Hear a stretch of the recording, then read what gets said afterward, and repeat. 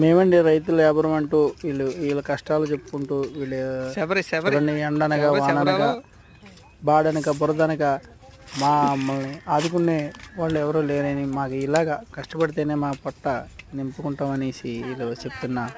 ఎన్ని సంవత్సరాలు పెట్టి కష్టపడుతున్నావు నువ్వు? ఎంత ఇస్తారు కూలి? ఎంత 7 రూపాయలు కూలి కానీ 5 రూపాయలు కూలి కానీ చేస్తాను. 5 రూపాయలు కూలి. ఆహా. ఉదయం ఎన్ని గంటలకు వెళ్ళిదాన్ని పనికి?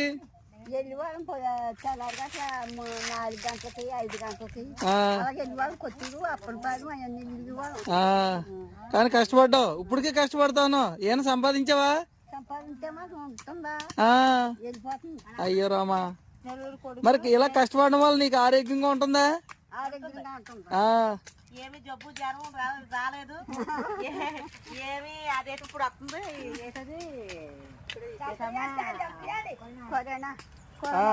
మరి మీకులా కష్టపడ్డ వాళ్ళకి ఏ రోగం ఉండదంట. అతని అందరినీ కష్టపడమంటావు. కష్టపడండి, ఆరోగ్యంగా ఉండండి చెప్పు. బీపీ గానీ షుగర్ గానీ ఏముండదు. మరి చూడండి, బీపీ గానీ షుగర్ గానీ ఎవరు ఏముండదంట ఇలా ఎండలో కష్టపడ్డ వాళ్ళకి. రైతు బిడ్డ అని చెప్పు. రైతు బిడ్డ. రైతు బిడ్డనే నేను.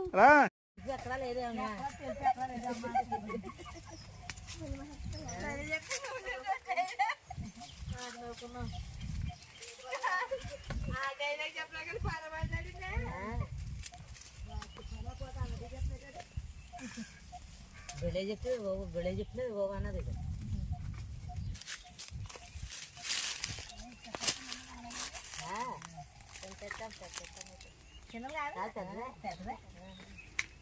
చిన్నది అంత వేగ అప్పుడు ఎత్తి ఊరికెత్తే ఉరికాడు.